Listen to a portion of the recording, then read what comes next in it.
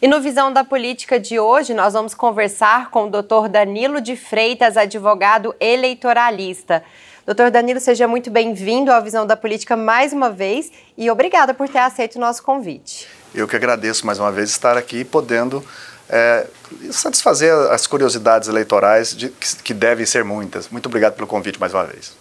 Doutor Danilo, a gente tem visto muitas candidaturas impugnadas, né? E acredito que o senhor lida com isso diariamente também, com várias infrações por parte dos candidatos. Quais são os principais motivos de impugnação de candidatura? São dois motivos que são separados. Às vezes as pessoas confundem condição de elegibilidade e inelegibilidade. Falam que são as mesmas coisas, mas não são diferentes. Condição de elegibilidade é aquele que você tem que ter para poder se lançar candidato. Então, filiação, domicílio eleitoral, idade mínima concorrente para o cargo, né? Vereador, mínimo de 18, prefeito, mínimo de 21. Então, é a idade mínima para o cargo e não estar condenado, não ter uma condenação criminal, ou seja, estar no uso e no gozo dos direitos políticos. E, obviamente, ser brasileiro, né? Em relação à lei da ficha limpa, a gente vê algumas pessoas que atualmente são candidatos, mas que já foram criminalizados na lei da ficha limpa. Como é que funciona? Porque eu acredito que o pessoal de casa muitas vezes não entende. Fala, não, mas eu vi que esse candidato apareceu no jornal por algum crime em determinado momento, como que agora ele é candidato? A lei da ficha limpa, ela é um segundo nome. O primeiro nome dela é Lei das Inelegibilidades. Então, que é aquela distinção que eu disse. Primeira condição de elegibilidade você tem que ter. Inelegibilidade você não pode estar em curso em nenhuma delas. E são várias. Né? Desde, por exemplo, um vereador que foi cassado pela Câmara, pelos seus pares, ele tem uma inelegibilidade lá prevista. Um político, um gestor público que teve contas rejeitadas, ele também é inelegível. Agora, cada caso é um caso porque tem situações distintas. Você fala assim, aqueles que foram condenados por improbidade, todos eles são inelegíveis? Não. A lei fala que aquele que foi condenado por inelegibilidade, por improbidade, com perda ou suspensão dos direitos políticos, por dolo e que tenha causado prejuízo ao erário, é que está inelegível. Então, às vezes, a pessoa é condenada por improbidade, mas não está em curso nenhuma dessas três situações. Então, ele tem uma condenação criminal, mas ele não está inelegível. Por exemplo, o crime. Né? As pessoas falam assim, mas ele foi condenado criminalmente. Pode ser candidato? Depende. Primeiro, voltamos às condições de elegibilidade, porque um condenado criminalmente, com a decisão transitada em julgado, ele perde a condição de elegibilidade. Ele deixa de estar no uso e no gozo dos direitos políticos. Agora, depois de cumprir a pena, por exemplo, ele é condenado por um crime a 3 anos de detenção, de reclusão, ou mesmo que tenha substituído essa pena por prestação de serviço à comunidade. Ele está com os direitos suspensos por 3 anos, após vencido esse prazo, ele fica inelegível por 8 anos. Agora, todos os crimes são assim? Não. Existem alguns crimes que geram inelegibilidade. Então, por exemplo, uma calúnia. Se essa calúnia não é eleitoral, não é um crime eleitoral, porque caluniar alguém é crime comum e é crime eleitoral se o viés tiver da calúnia, né, tiver um viés eleitoral. Então, se ele foi condenado criminalmente por calúnia num crime comum, esse crime não está inserido lá nas inelegibilidades. Mas se essa calúnia foi no âmbito eleitoral e era um crime eleitoral, aí ele fica inelegível. Quais são as regras que os candidatos mais infringem em época de campanha? Propaganda. Essa é o concurso da campanha, propaganda. Porque isso é o ímpeto do candidato. Ele quer atingir o maior número de eleitor, ele quer dar visibilidade à sua campanha e os engendros publicitários, eles são enormes, né? Eu falo que a cabeça do publicitário é uma mágica, uma caixinha de mágica, né? Ele quer vender o seu candidato. E eu estou usando um termo vender, mas logicamente no sentido de mostrar, de apresentar o candidato. Mas para o telespectador fica mais fácil entender assim. Então, o publicitário quer vender o seu candidato. E aí as formas de se vender essa candidatura, ela precisa estar adequada à legislação eleitoral. Então existem situações que fogem da propaganda eleitoral permitida e aí, obviamente, ele é punido com multas, né, com retirada da propaganda, enfim. Bom, em relação à propaganda, a Michelle, a nossa publicitária, ela tem uma dúvida que ela pediu para eu fazer essa pergunta para você aqui. Em relação à propaganda, o que pode ou não pode? Um exemplo, banner em casa, carro de som, impulsionamento nas redes, tamanho do see-through, porque ela, na visão dela e dos candidatos que ela acompanha, ainda há muita falta de informação, apesar da gente saber que se a gente entrar ali, as informações estão disponíveis, as pessoas parece que elas não acessam. Parece não acessam. O que pode é pouco, o que não pode é muito. Então, por incrível que pareça, né, nós estamos, é igual regra de futebol. Você vai assistir um jogo, você quer gol, mas todas as regras do futebol é contra o gol. Igual a campanha política. Você quer demonstrar o candidato da mais formas possíveis. E nem todas elas são possíveis. Então, o carro de som, por exemplo. O carro de som, que a gente é acostumado a ver aqui no passado, aqueles carros rodando na cidade, não pode. Agora, se usar o carro de som numa caminhada e numa carreata, pode. Então, se o candidato estiver na carreata ou na caminhada, pode estar acompanhado de um carro de som, obviamente divulgando, porque ninguém vai carregar nas costas uma caixa de som para ele falar no microfone e divulgar a candidatura. Então, pode ter um carro de som acompanhando a carreata, uma passeata, uma caminhada, né? Então é possível. É possível também você fazer reuniões com carro de som. Então, por exemplo, você para num lugar e você usa de assistente, né, um carro de som, para poder divulgar aquela fala, aquela manifestação ali pública que o candidato e sua equipe está fazendo. Mas ele não pode ficar com aqueles jingles. Ah, naquele local, pode usar jingle? Pode. Na caminhada, na passeata, na carreata, pode usar o jingle da campanha? Pode. Mas pode o carro de som andar sozinho na cidade usando o jingle? Não, não pode. Né? Então isso é uma vedação. Em relação ainda a isso, aqueles bonecos gigantes com a caricatura do candidato em cima do carro de som, como se ele tivesse presente, não, isso pode? Não pode. Pode ser um adereço a mais do evento, mas a presença do candidato, porque é um evento de passeata, de caminhada ou de carreata, tem que estar presente ali. Ah, pode ter a esposa do candidato? Pode. Pode ter um candidato a vereador sozinho? Pode. Pode ter o candidato a vereador juntamente com o candidato a prefeito? Pode. Então, agora não pode ter o carro de som sozinho. Então, trio elétrico? Não pode. Mas pode usar como opção de palanque, num comício, a estrutura do mini trio, tudo? Pode. Né? Então, são situações. Por exemplo, hoje são regras do passado que permaneceram na legislação. Eu não vejo sentido nenhum, Mona Lisa, você proibir, por exemplo, um banner, um adesivo no vitrô de uma casa. Aliás, pelo contrário, você pode botar um adesivo na janela da sua casa. Qual casa hoje não tem um muro na frente? Então, aí você não pode botar no muro, mas você pode botar no vitrô na sua casa, na janelinha lá do basculante da casa, pode colocar um adesivo. No muro nem banner não pode? Não pode. Não pode fazer inscrição à tinta, não pode pintar, tudo. Agora eu pergunto, qual é o efeito de um adesivo num portão, por exemplo, de uma casa, e o Instagram? Qual tem o maior alcance? WhatsApp, Facebook, Telegram e outros instrumentos ou ferramentas de divulgação na internet. Então, assim, você tem possibilidade de fazer uma campanha gigante numa estrutura de rede, né, de internet, mas você não pode botar um adesivo. Por exemplo, você não pode botar um adesivo no carro, você pode botar um adesivo lá na janela do carro, no vidro, no para-brisa, aquela tira no para-brisa, e no fundo, no traseiro, pode botar um see-through. Que também teve seu tamanho, agora ele é menor, reduzido. Sim, agora você não pode botar um see-through ou adesivo na frente e botar um adesivo na porta. Então, aí você não pode botar um adesivo na porta e um adesivo da outra porta. Então assim, qual é o sentido disso? Né, de proibir esse tipo de propaganda, sendo que você tem um canal, um canhão de propaganda, né, por meio da internet. Em relação ao carro, eu até ia fazer essa pergunta também, porque o que a gente vê principalmente em dia de carreata é adesivar o carro inteiro, né, quase plotar o carro ali com a cara do candidato. E isso não pode? Isso não pode. E o que isso pode gerar para o candidato e para o dono do veículo? Então, aí existe a situação de apreensão do veículo por irregularidade, né? Então, mas não pode apreender o veículo. pode ter aquela apreensão momentânea para retirar, regularizar, ele pode ser liberado. Entendi. No caso de, se eu pego, eu não sei, eu gosto de um candidato, pego um adesivo e colo ali no meu portão, no meu muro, sem o candidato saber que esse adesivo está sendo colado. Como que a justiça vai resolver um caso assim?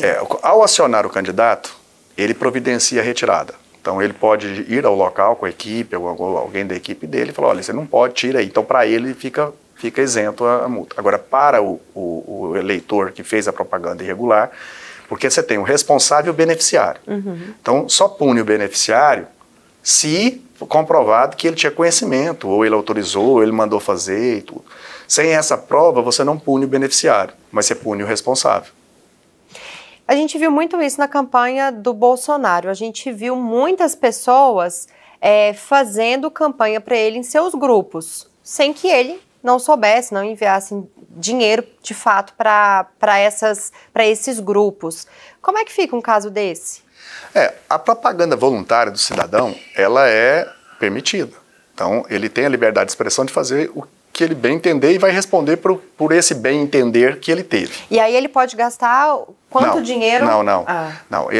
O eleitor, ele pode fazer, sem que o candidato necessite prestar conta desse dinheiro, ele pode fazer despesas em prol do seu candidato até R$ 1.064. Acima disso, seria uma doação.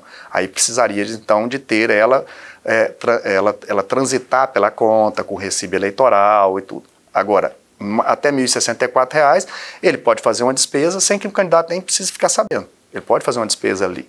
Né? O que ele não pode incluir nessa despesa, por exemplo, é um lanche, um almoço, e reunir com as pessoas e dar benefícios para as pessoas. Não, eu vou dar um brinde para as pessoas, mas eu comprei esse brinde, é baratinho, custava 50 centavos cada um, e eu comprei 1.000 deles e vou distribuir. Então, é um brinde, o eleitor não pode receber um brinde. Né? Tudo aquilo que é um benefício para o eleitor, ele não pode ser dado na campanha. Em relação a camisetas, a gente sabe que aquela antiga camiseta, com a cara do candidato, o número dele, que ele distribuía para as pessoas e muita gente ficava usando essas camisetas aí muitos anos, não pode mais. Exatamente por isso. Porque a pessoa recebia aquilo e traduzia, tinha um momento eleitoral, tinha um momento da campanha, mas essa camiseta servia para ele usá-la ao longo de 1, 2 anos, dependendo da qualidade da camiseta.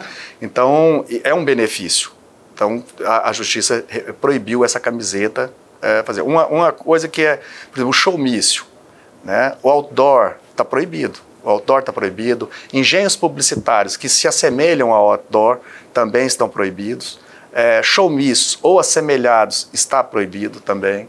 Então, agora, pode um cantor, por exemplo, falar que ele vai apoiar um determinado candidato? Sem problema.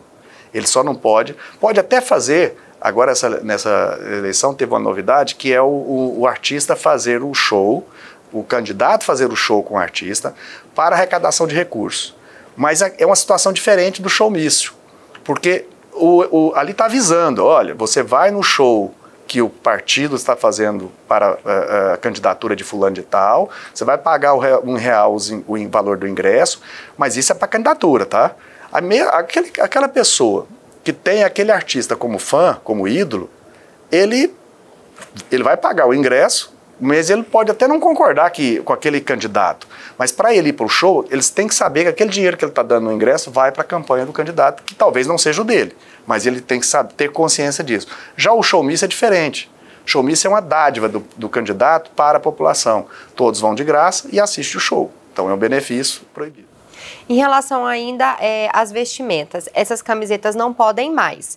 Porém, a gente vê, às vezes, o candidato fazendo camisetas todas iguais para aquele grupo que está trabalhando com ele. Isso pode? Isso pode. A equipe de trabalho, a jurisprudência evoluiu no sentido de que a equipe de trabalho, né, que está ali colocando os citrus, colocando, enfim, quem está trabalhando, montagem de palanque, tudo, vai identificar quem é da campanha, quem não é da campanha, então isso é permitido. E se eu sou uma eleitora e quero usar uma camiseta com a cara do meu candidato? Eu fiz uma camiseta para mim, eu posso? Pode. Você pode, por exemplo, ir votar vestido botando adesivo, pregando adesivo em você, indo votar. Agora, pacífica, remansa, pacífica e unitária. Se tiver um grupo, né, 2 pessoas, tudo bem, 3 pessoas, tudo bem, mas 5, 10, 15, aí já é uma mobilização e aí não é permitido. Agora entrando nos assuntos um pouco mais polêmicos, explica pra gente qual é o caso do PP, o Partido Progressistas aqui em Goiânia, onde a gente viu o presidente metropolitano Paulo Dyer se tornando vice de Vanderlan Cardoso em outra coligação e o presidente do PP, Baldi, falando que a coligação do PP, que o PP estaria na coligação de Sandro Mabel. É difícil até para eu explicar aqui, gente. Não só aconteceu na capital, como aconteceu em algumas cidades do interior também, essa briga intrapartidária. Então, a gente chama interna corporis. Essa matéria ela é discutida o seguinte: por que o PP hoje fala que estava numa e estava na outra? O presidente metropolitano do partido, que foi quem redigiu a ata da convenção e tudo, segundo informação, segundo o que está divulgado, ele fez uma combinação com os candidatos que estaria seguindo a candidatura de Vanderlan e sendo candidato a vice. Tá uma ata daquele jeito. Não concordando com essa ata, o diretório regional, ele fez a intervenção, tirou ele, excluiu ele do partido, colocou outro presidente lá no partido, na metropolitana, né, na capital, na cidade, e falou, não, isso não é o nosso interesse, o interesse nosso é outro. Fez uma segunda ata, dirigindo para outro candidato, que era o Mabel.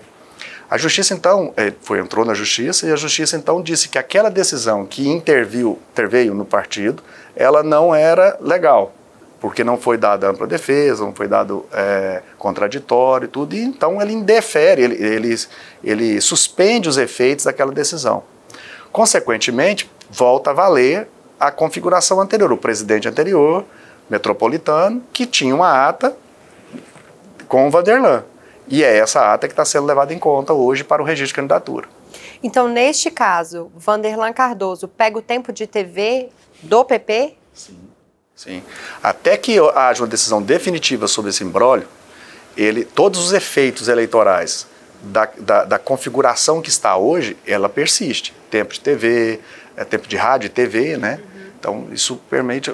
E a candidatura, né? O Paulo Dyer hoje é vice de Vanderlan. Se a Justiça vier entender diferente, essa composição vai ser alterada. E aí, como pode ser essa alteração? Vamos supor que daqui 15 dias, antes ali do primeiro turno, a Justiça decida que Paulo Dyer não pode mais ser vice de Vanderlan. Que situação fica Vanderlan Cardoso sem vice? Sim, é uma situação que só pode substituir candidato até dia 16 de setembro. Então, espero que essa resolução do problema aconteça até o dia 16 de setembro, porque depois disso, aí a candidatura vai com conta e risco, né? No caso, por exemplo, se essa candidatura for obstada pela Justiça Eleitoral, a Justiça Eleitoral vai decidir se ele vai permanecer, lembrando que a chapa é única e indivisível. Então, você tem a cabeça da chapa é prefeito e vice.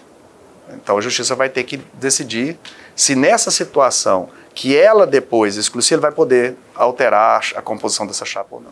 Pensando um pouco mais para frente, a gente elege Vanderlan Cardoso e Paulo Dyer na vice. E aí o jogo todo vira e o Paulo Dyer perde essa vice. A gente fica mais uma vez, caso o Vanderlan ganhe, sem vice na prefeitura? É possível, é uma situação possível. Se Vanderlan vence as eleições, e já aconteceu isso aqui, né, em outras oportunidades, então ficar sem o vice e segue aí o vice vira presidente da Câmara. Aí segue a gestão, né? Exatamente, segue a gestão. Qualquer impedimento ou afastamento, impedimento que eu digo não é necessariamente afastamento judicial ou perda, não. Impedimento, por exemplo, saúde, ou impedimento de uma viagem, né, aquele impedimento momentâneo. O presidente da Câmara assumiria, se caso entender que a vice estaria vaga, né? Bom, agora é bom a gente ressaltar, quando a gente entra nesses assuntos polêmicos, que aqui a gente está falando de forma técnica, o doutor Danilo está explicando a justiça e a gente está fazendo algumas situações que podem ocorrer, mas isso não emite nem a minha opinião, nem a opinião do doutor Danilo quanto a essas situações, né? Nem aqui eu voto, nem em Goiânia eu voto. Dito isso, vamos para mais uma polêmica. A Justiça Eleitoral ela determinou a suspensão dos perfis de Pablo Marçal, que eram utilizados para monetização em redes sociais. Explica pra gente, mais uma vez, de forma técnica, que decisão foi essa? Bom, uma coisa é uma coisa, outra coisa é outra coisa bem diferente, né? Então, uma coisa é eleição e a outra coisa é você oferir recurso ou lucro com isso. Necessariamente, você tem os meios próprios que são definidos pela legislação para a arrecadação de recursos. Então, você pode, pessoa física, fazer doação até 10% do seu rendimento bruto aferido no ano anterior. Essa é uma forma lícita de campanha. Você pode fazer campanha na internet, mas você não pode receber, por exemplo, o método de você receber dinheiro através da internet é o crowdfunding, ou aquela vaquinha virtual. Mas isso também tem regras. Então, você só pode fazer através de empresas previamente registradas no TSE, para que o TSE tenha controle dessas empresas e dos recursos que estão entrando. Por exemplo, desde antes mesmo da pré-campanha, na pré-campanha você poderia fazer essa arrecadação de crowdfunding. Porém, você só poderia usar o recurso a partir do registro de candidatura. Se você arrecadou antes e não saiu o candidato, aquela plataforma que foi arrecadado o dinheiro, ela devolve para os eleitores que fizeram aquela doação. No caso da monetização, que é o pagamento pela quantidade de visualização que você tem, isso não está previsto na lei. Isso não tem regra para isso. Você não pode fazer essa monetização. Ah, mas eu vou pegar... Então, de duas uma. Ou ele fez a monetização para oferir recurso pessoal, que não pode, ou ele fez a monetização para fins de oferir arrecadação de recursos para a sua campanha, que também não pode. Então, a Justiça agiu e falou, olha, você não pode fazer essa divulgação com essa finalidade de monetização. Então, nesse caso, não foi uma censura e sim uma infração das leis eleitorais. Sim, sim. Em relação a uma fala do Datena, que eu achei bem pertinente. Quem trabalha na TV e sai candidato, 3 meses antes, você precisa se desligar do seu trabalho. E aí, quem está nas redes sociais, que é uma TV aqui na nossa mão, continua o seu trabalho, continua postando os vídeos, continua monetizando. E você acredita que a Justiça ainda vai chegar a um consenso em relação a isso? Desses influenciadores que se tornam candidatos também ter ali uma legislação própria, um tempo para eles saírem da internet, digamos assim? Bom, eu acho que o meio que ele usa como trabalho é onde está previsto. Então, ele é um apresentador de TV. Então, a lei prevê que o apresentador de TV saia do candidato. Ainda não vi um influenciador digital com tamanho e envergadura para ser candidato, como é o Pablo Marçal, que eu acho que é o único exemplo que a gente tem de visibilidade de uma candidatura grande que pode dar esse entendimento. Ele pode usar as redes sociais dele pessoal para fazer a divulgação da sua campanha e tudo. Que ele não pode monetizá-la, mas ele pode usar essa rede social dele. Então, não vejo como a Justiça proibir ele de aparecer na própria plataforma dele. O que ele não pode, o que ela fez foi proibi-lo de receber por isso. Ainda a gente deve ver algumas mudanças em relação a isso, porque são casos muito novos, né? Assim, como você bem disse aqui, Pablo Marçal talvez seja o único caso que fez até com que o Datena tivesse esse pensamento, né? A legislação eleitoral ela é permanentemente alterada. Nós estamos em 97, quando veio a lei eleitoral, nós tínhamos uma lei para cada eleição. Aí em 97 falamos, vamos fazer uma lei perene, que ela vai ser de vereadora a presidente da República, uma lei só, com a ideia de ficar ela permanente. Mas o que aconteceu foi de que nós temos mais alterações legislativas que os próprios pleitos. Então nós temos uma inúmera quantidade de alterações dessas leis, mini-reforma, reforma, alterações simples, pontuais e tudo. E na eleição municipal, Mona Lisa, ela é uma eleição em laboratório, porque quem faz a lei é o Congresso Nacional, então entende-se deputado federal e senadores, né? Só que eu nunca, não é que eu nunca já teve alterações, mas assim, as alterações mais profundas, elas são feitas na eleição municipal, para valer na eleição municipal. Ela é utilizada como laboratório. O que der certo fica, o que deu errado muda depois. Então, nós estamos no laboratório. Então essas alterações, como eu falei antes, por exemplo, um simples adesivo no portão não pode, mas você pode usar a internet, que é muito maior a divulgação do que um simples adesivo em portão de uma residência. E ela continua na lei, não foi excluído isso ou não foi ampliado, né? Eu ia falar, nós temos exemplo, por exemplo, nos Estados Unidos, a maior democracia do mundo. Nós somos bebês, né, de democracia em relação aos Estados Unidos. Nós vimos agora a notícia de que a campanha de Kamala Harris lá, ela arrecadou em 3 dias 500 milhões de dólares, 3,4 bilhões de reais. Então, assim, que dinheiro é esse, né? Pode comprar espaço TV, pode colocar propaganda, lá é bem definido. No Brasil nós temos uma dificuldade muito grande, que é o seguinte, se nós não conseguimos fiscalizar, a gente proíbe. Nós tínhamos vários anos de experiência que foi alterando, foi modificando a fiscalização para, por exemplo, a doação de empresas. Aí não conseguia mais, com eficiência, fiscalizar, aí proibiu. Agora, não tem diferença, por exemplo, entre o cidadão, um farmacêutico e uma farmácia. Os dois têm interesses, né? O farmacêutico pode doar para um candidato, mas a farmácia não pode. E eu estou usando um exemplo, mas tem N exemplos, né? Então, uma processadora de carne não pode fazer uma doação para a campanha, mas os donos da processadora de carne podem fazer uma doação de campanha. Então, é uma dicotomia de poder e não poder que a gente precisa de pensar, parar e pensar sobre tudo isso, né? Nós precisamos se pode fazer, por exemplo, o WhatsApp. Eu acho que hoje nós geramos conteúdo, as campanhas geram conteúdo em entrevistas, em rádio, em Instagram, Facebook, e aí pega esse conteúdo e vai fazendo reproduções nos grupos de WhatsApp. Fortes. Rede social é Instagram, Facebook. Né? A WhatsApp, Telegram e etc. são plataformas de mensagem, então ela não é a legislação da rede social, é diferente. Então, só que agora uma mudança que teve importante nessa eleição é que não só o candidato, mas quem reproduz matéria falsa, a fake news, vai ser punido.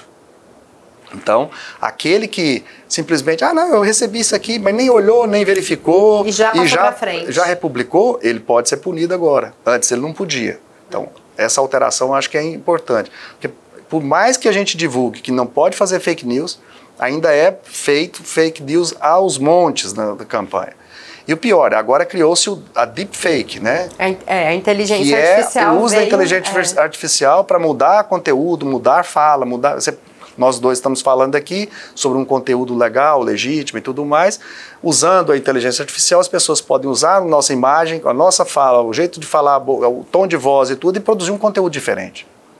Isso, às vezes a pessoa pode achar graça, mas isso fere a democracia de uma forma muito grande, ela fere a legitimidade do pleito eleitoral. Né?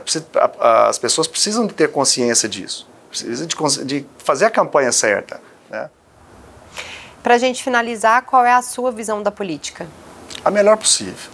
Eu acho que a política, todos nós somos políticos, nós temos eleição de síndico, nós temos eleição do presidente do clube que a gente frequenta, né? A gente tem escola, na escola o aluno tem a escolha do monitor, então a gente faz parte de um processo político desde sempre. E é a maior forma de democracia possível. Eu posso não concordar com o que você diz, mas eu tenho que defender o máximo direito de você dizer, né? Aquilo que você pensa, ainda que eu não concorde. Eu adoro essa frase, então, inclusive. Só pode ser feito isso na democracia.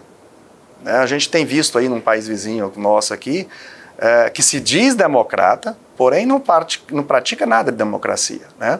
Nós temos visto lá, por exemplo, diz que foi eleito, mas não apresenta a prova, e aí vai, e permanece no poder. Né? Então, isso é a pior forma de você, é uma autocracia, que chega até a ser ditadura mesmo, né? E é muito ruim para um país, para a economia, para o dia a dia, a gente vive da democracia, ela pode ser até ruim, mas é o melhor que conheço. Muito obrigada pela sua participação aqui hoje. Eu que agradeço mais uma vez.